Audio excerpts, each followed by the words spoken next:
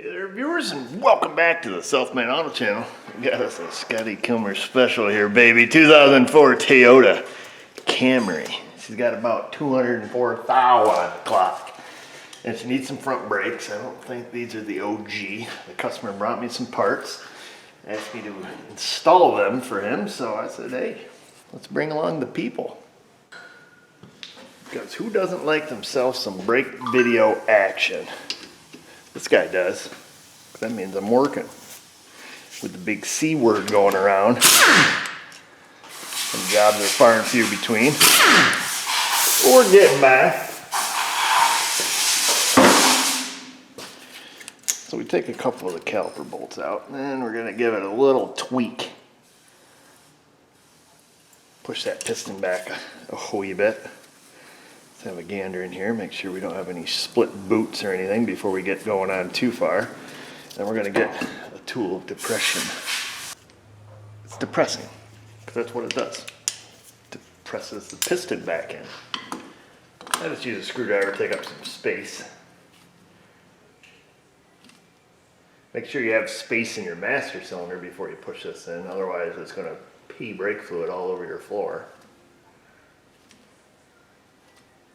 Or if you're going to do a brake fluid flush, open your bleeder, squeeze it all out. Lots of ways to skin cats, or so they say. So we're going to hang that up right out of the way. Well, that pin's a little stiff. Oh, not bad, just had to work it. Same here. I feel like they have rubbers on them still. Yeah, they're both a little stiff. Brake pad wear does not indicate that that's the case.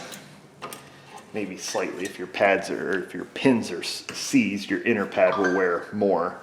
And this one has slightly more wear on the inner pad than the outer pad, but not obscene, I would say. What flavor those are, we'll stick them to the side. And then we're going to take our brackets off. I think that's 17. Oh, it is. Lucky guess. Zippy zap that one out. Oop, we're gonna need a swivelly. Watch your teeth. Them things will get you every time. Why they gotta hit you in the mouth, I don't know. Of course, he brought us some premium pads. He bought the ones that I recommended. This customer likes to bring his own parts because he can go to advanceauto.com. Not a sponsor, gets a good discount, so I can't blame him. I'll massage the old rotor here.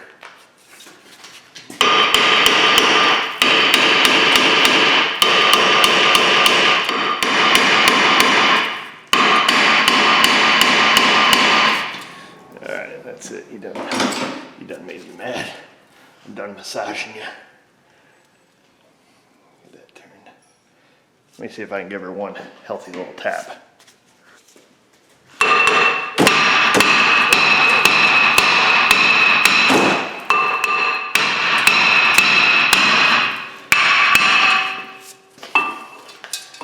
Let's see how you want to be.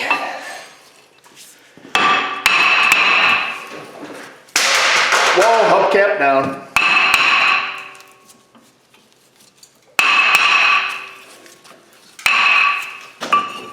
You just wiggle that right off.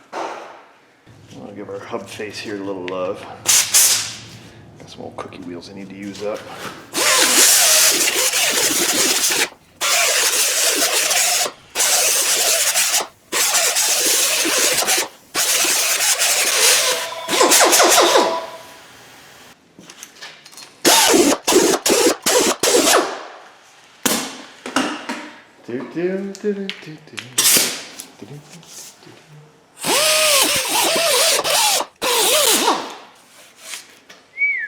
Shang.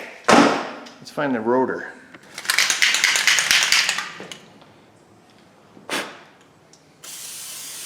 Like to give it a little toot of some fluid film there.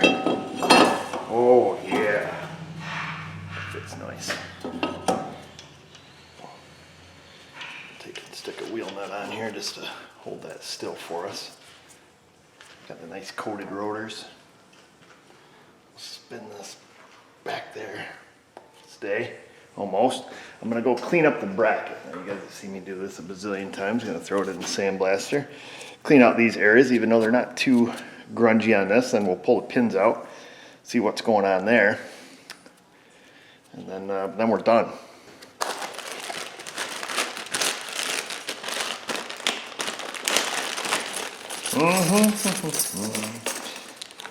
Some of these Toyotas come with a bunch of brake hardware. I think it's when you do the rears. You know what stinks? These brake pads. These things smell horrible.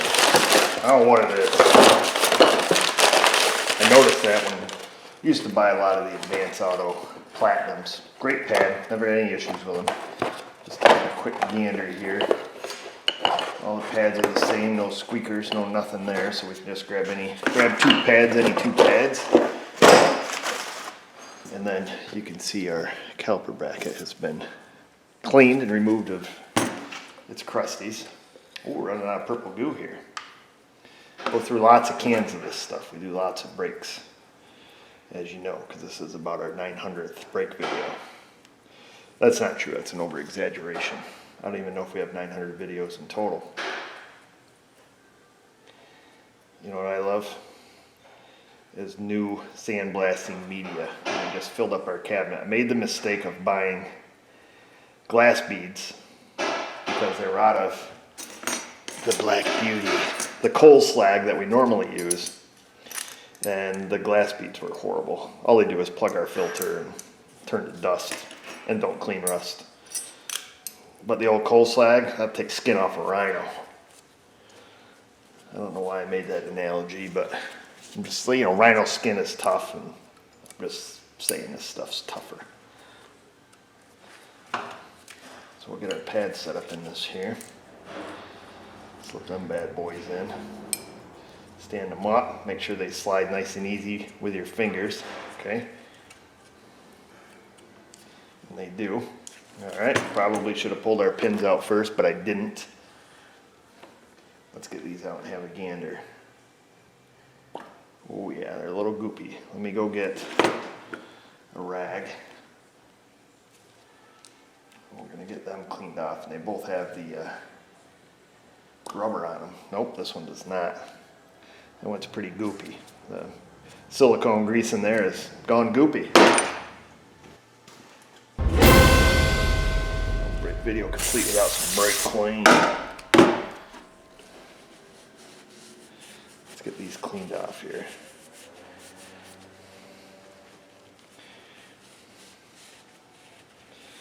I'm going to take a wire wheel up around the top because that's where the boot seals. It's important that that seals good there.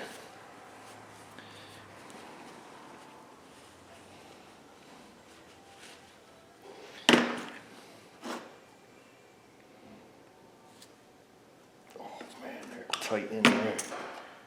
Those ones are drive-in style, so we can't pull the rubbers off, but we should try to make an effort to clean out the hole in the caliper bracket. Should have done that back in, you'd think, the number of brake jobs this fella has done, he would know that.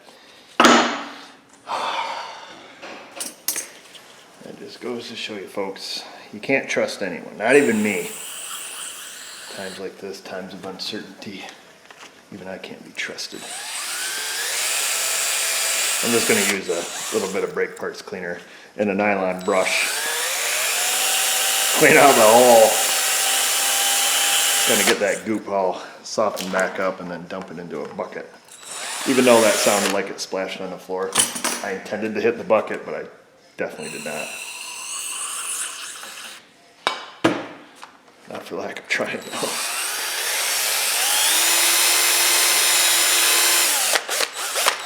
Alright, that should be good there. See, that time I hit the bucket. Give it a good flush. And then, oh yeah, she slips right in now. And then we'll do the same thing in the other hole.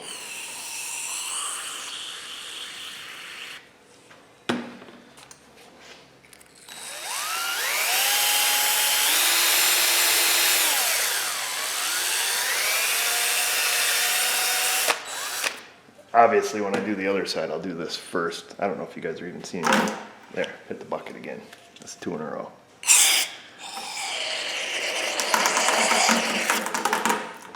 There.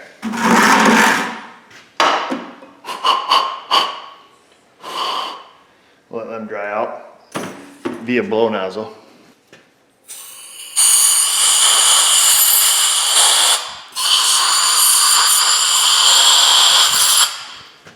Okay, now, by popular demand, hold on.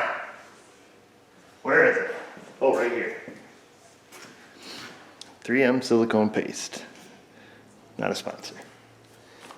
Some people go bananas if I use Permatex brake parts lubricant, even though it specifies it's for caliper slide pins, yada yada yada.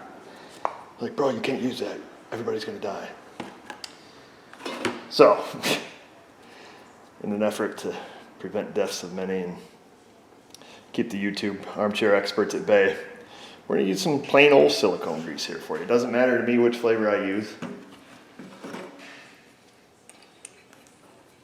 Get her up in there. Oh, look at that. How'd you have it? Look at that. Lube up our other pin. Now they should have nothing bad to say. Oh yeah, look at that.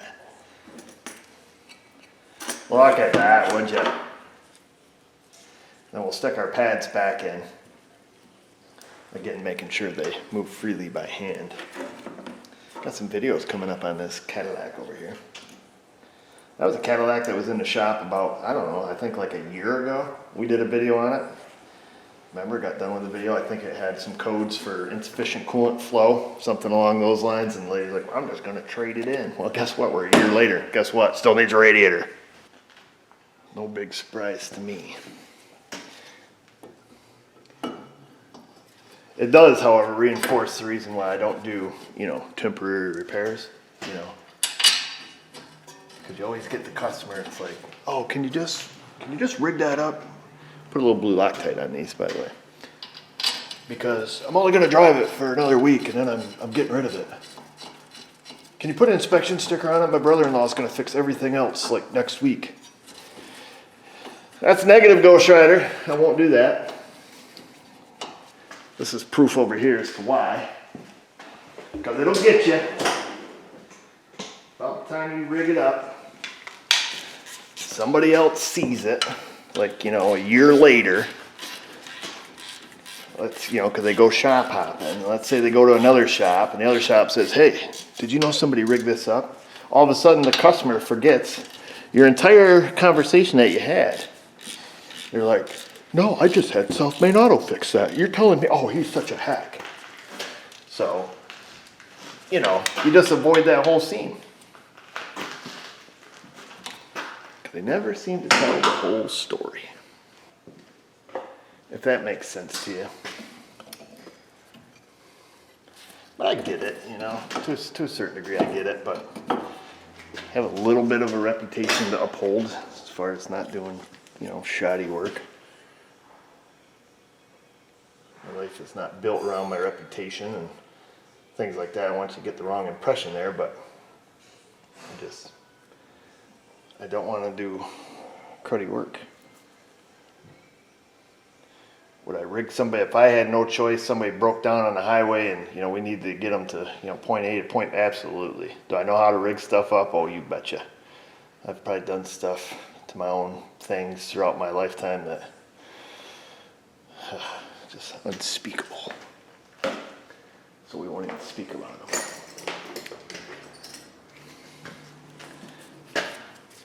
But from a business perspective, I try to be a straight shooter here, So we lubed up the metal-to-metal contacts here on the brake caliper. In case you didn't catch that. That should help with the squealies. Keep things from making noise. Even though these have a nice shim on them and don't inherently make noise. I like to be safe. That's my middle name. No, it's not. I wish my mom named me Eric Safety Obuchukka. Actually, I got named after Eric Estrada from Chips. In case you guys are familiar with that. I think I may have told you that before. However, my dad spelled my name wrong on the birth certificate. It's supposed to be with a K. Now it's with a C. Oh, that looks good. I'm happy with that. I'm happy if you're happy. So, fun fact for you. I was named after a TV show cop on a motorcycle. I think my mom thought he was sexy or something. I don't know. I don't think he's real sexy. He'd wear tight pants, though. I don't wear tight pants. Sometimes I do. I've been in lockdown too long. I got nobody to talk to. I just got you guys to talk to, so. I'll entertain you. You entertain me. That's the way it'll be. At least for the next 30 days. Today's April 1. Haven't played a single April Fool's joke on anyone. Not even my children. Been planning them though for when I get home. As I move on to the other side, classic example of a seat's caliper pin and how it affects your brake pad wear. Inner pad smoked. Right here. Alright. Burnt right down to just about nothing. A little bit of rust jacking going on in the edges, bringing the friction material off the backing plate. However, this pad, neither one of the pads are seized up, so a seized up outer pad will also cause, the same irregular wear. So you can see the difference there between inner and outer. I'm willing to bet if I was a gambling man that this likely has a seized caliper pin or one that is very stiff. Get that stuff off. This one moves, so that's good. This one here, not so much. So what can we do? Well, let's turn this into a life lesson. Stay right there.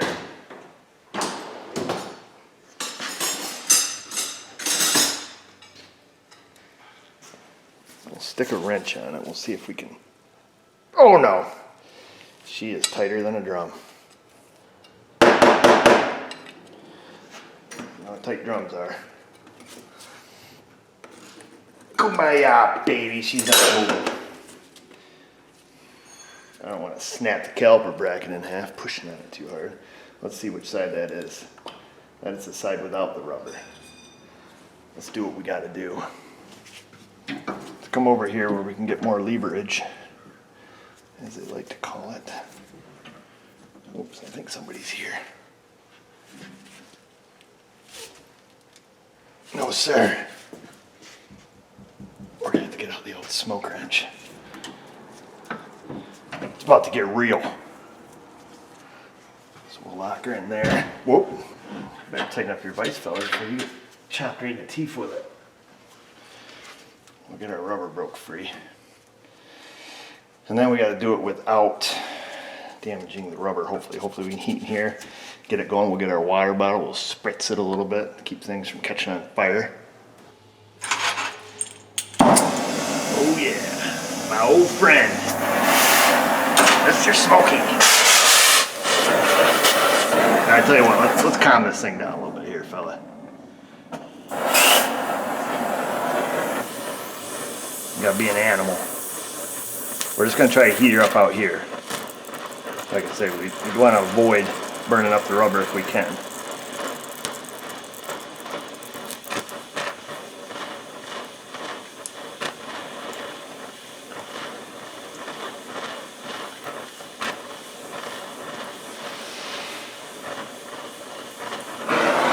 Alright, let's just see for grins and giggles if that's enough to...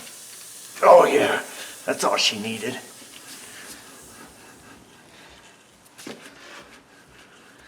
Bit of heat, a little bit of hoo-ha, and we didn't ruin the rubber. Hallelujah. Oh, she's messy. Is that hot? I think not. Well, upon closer examination, there is a little pinhole in that sucker, so that's why that pin was so seized up. This one's good. This is the one we had to heat up, but you can see it's compromised. You see if they have any of them in stock. They do.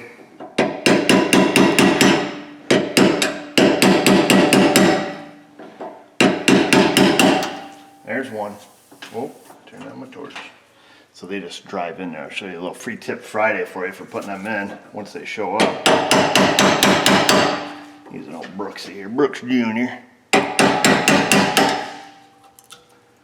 There's that one. All right, well, in the meantime, meanwhile, we'll go get this one. Get it all cleaned up so it fits back in there. Well, it fits kind of nice right now. Where do we leave off? Still waiting on the Advance Auto. The pins are all freed up and lubed. So everything went well there. Everybody's happy, I'm thinking. Wait for the rubber things and we'll carry on as usual. I'm going to take care of parts. They said that they're so overwhelmingly busy that they're not going to be able to deliver them because they close in an hour and a half. So I had to send Mrs. O down to get them. I just can't fathom they're that busy, but apparently they are. Take your new rubber, insert it in an appropriate size socket. Now you got to be careful not to pinch the rubber between the striking surface and the end of the rubber there. Sometimes you wet them down a little bit, they'll slip in there a little easier. There we go. So you just don't want the rubber to be pinched in there. Then very simply take your pin out, take your rubber liner up there. We'll give her a few love taps here, a little Brooksy.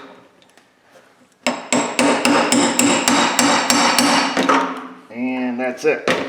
So that pops it right in. Oops, there you are. That pops it right in there for you. You know,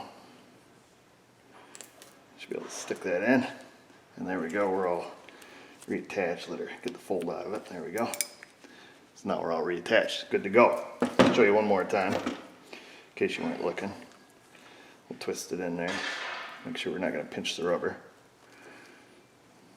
That's the important part. You break a hole in the rubber, bad things happen. You end up in the same boat we were just in.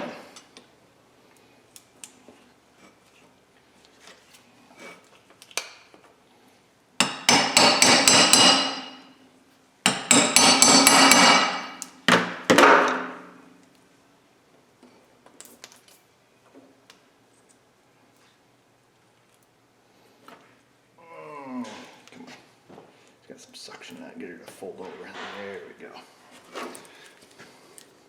So there's that. Free tip for you. Easy peasy. Alright, time to move on. Alright folks, that's it on the Camry. Things got a little confusing here towards the end.